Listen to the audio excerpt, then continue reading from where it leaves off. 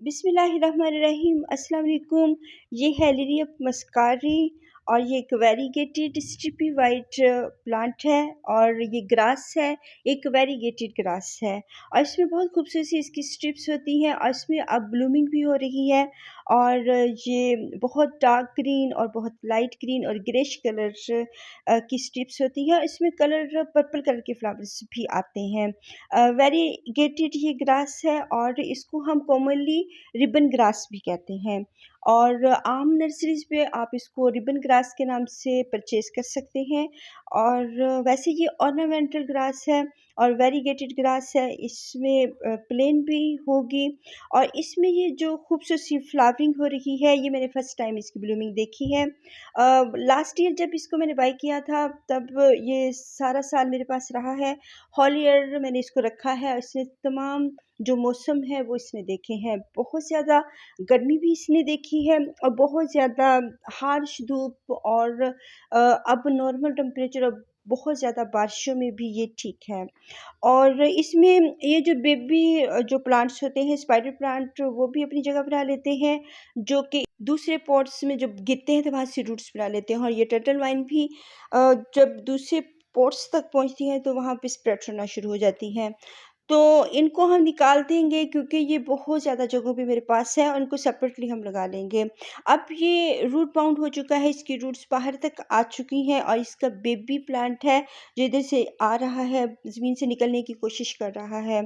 तो इसके जो बेबी प्लांट्स होते हैं ये नीचे से भी बहुत आते रहते हैं और हो सकता है इसकी जो सीड्स भी बनती हैं क्योंकि इसके ऊपर ब्लैक बेरीज़ बनती हैं और वो ब्लैकबेरीज़ जब ये फ्लावरिंग ख़त्म हो जाती है, इन पे बेरीज़ बन जाती हैं और इनमें सीड्स भी होते हैं, जो कि मुख्तलिफ़ जगहों पे गिरते हैं और फिर वहाँ से न्यू प्लांट्स आ जाते हैं।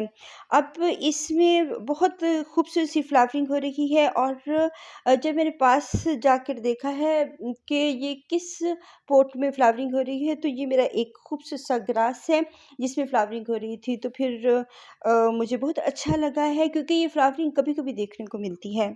जब मौसम अच्छा हो, इन प्लांट्स का आइडियल टेम्परेचर हो और ये बहुत हैप्पी हों और उस क्लाइमेट को पसंद करते हों, तो फिर ये फ्लावरिंग करते हैं। इसको मैंने इतनी वो खाद भी नहीं दी है, कुछ भी नहीं दिया है और ये बगैर खाद के ही अभी तक इसकी अच्छी मैंने सॉइल बनाई थी, उसमें सैंड ऐड की थी और उसमें सॉइल पक्की सॉइल थोड़ी बहुत हो ठीक है, लेकिन बहुत ज़्यादा नहीं होनी चाहिए। फिर प्लांट्स को रूट्स बनाने में, उनको अपनी रूट्स डेवलप करने में बहुत मुश्किल होती है। तो फिर इसको हम थोड़ी-सी गोबर की खाद और लीफ कंपोस्ट या फिर वर्मी कंपोस्ट थोड़ी-सी डाल देंगे। थोड़ी-सी हल्की-फुल्की खाद, ज़्यादा नहीं डालनी क्योंकि ये ऑर्नामेंटल ग्रास है और इसको बहुत ज़्यादा खाद की ज़रूरत नहीं होती वरना ये बर्न होना शुरू हो जाते हैं। तो हल्की-फुल्की खाद ऐड करें सॉइल को अच्छा बनाने के लिए, सॉफ्ट बनाने के लिए। जो खाद होती है वो सॉइल को सॉफ्ट करती है, तो उसके लिए हम बनाएँगे इसको खाद की ज़रूरत नहीं होती है इतनी। तो साल में मैंने इसको कोई भी खाद नहीं दी है, ना लिक्विड फर्टिलाइज़र दिया है और ना ही इसको सॉलिड जो खाद है वो मैंने दी है, बस अच्छी-सी सॉइल बना दी है और इसमें ये चल रहा है।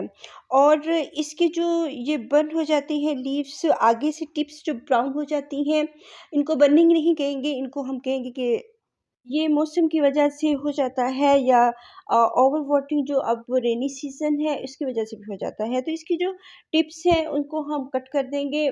बहुत ज़्यादा हार्श धूप थी, इस मर्तबा बहुत टेम्परेचर हाई था, तो उसमें भी इसने सर्वाइव इस ये की है और मुझे ये था कि ये इंडोर प्लांट है और इंडोर की तरह ही मैंने इसको रखा हुआ है और लेकिन गर्मियों में सर पे धूप होता है और दरमियान में सेंटर में होता है, तो वो तमाम ही एरिया को कवर कर लेता है जहाँ पे शेड होती है और जहाँ पे धूप होती है। तो वो फिर बहुत हार्श धूप थी और इसके ऊपर नेट जो था कभी आ जाता था और कभी हट जाता था। तो वो नेट के नीचे भी ये अच्छी तरह ये चलती रही है, इस पे इतनी बर्निंग नहीं आई। फिर मैंने इसको प्लांट्स के पीछे करके रख दिया है, लेकिन ये चल जाता है। ये फुल धूप का भी प्लांट है और शेडी एरिया का भी प्लांट है। इसको हम पार्शियल लाइट में भी रख सकते हैं और इसको फुल धूप का प्लांट मीन्स कि बहुत ज़्यादा हार्श धूप में नहीं हम इसको रखेंगे, लेकिन ये फुल धूप को बर्दाश्त करने वाला प्लांट है। तो इसको हम पार्शियल लाइट में शेडी एरिया में और आउटडोर, इंडोर सभी जगह पे इसको रख सकते हैं। और ये हर जगह पे चलने वाली ग्रास है, रिबन ग्रास है। और वैसे ये ऑर्नामेंटल प्लांट है, खूबसूरती के लिए हम अपने घरों में इसको रखते हैं। और ये एक सेपरेट होने वाला प्लांट है। इसको आप बहुत बिग पॉट में लगा सकते हैं, बहुत बिग बिग क्यारियों में लगा सकते हैं। इसको हम ग्राउंड कवर के तौर पे लगा सकते हैं।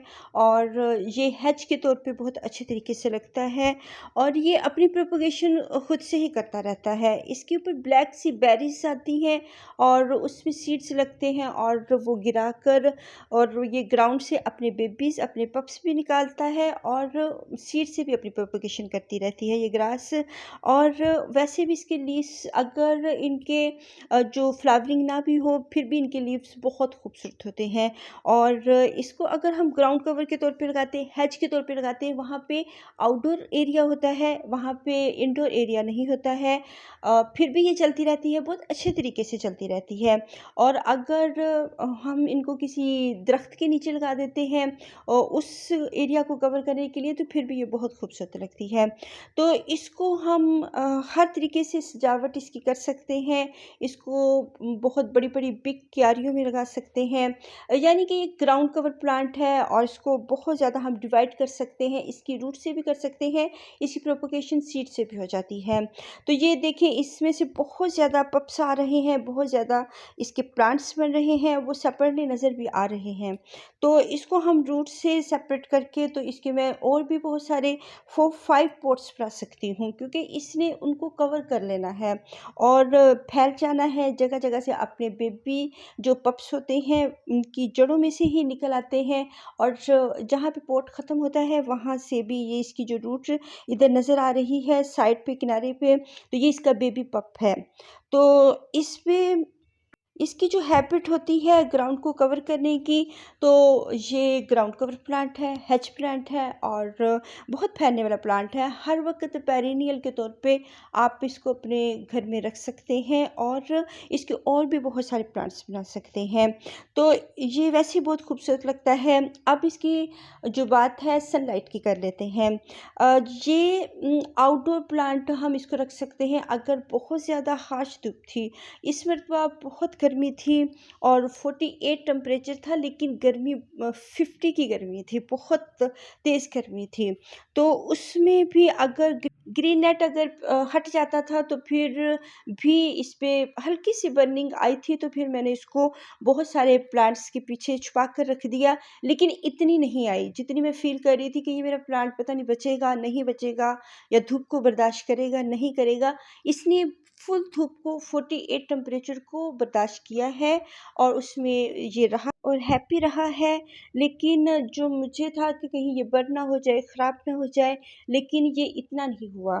इसकी जो टिप्स होती हैं वो ब्राउन होती हैं मौसम की वजह से, या तो बहुत ज़्यादा बारिशें होती हैं, या फिर वो टेम्परेचर या बहुत ज़्यादा हाई हो जाता है, तो फिर इसको हम कट कर देते हैं। तो वैसे वेदर भी बहुत खूबसूरत सा है, बादल भी बहुत प्यारे से आए हुए हैं, और मौसम, इस मौसम में वर्क भी हम अच्छा सा कर लेते हैं।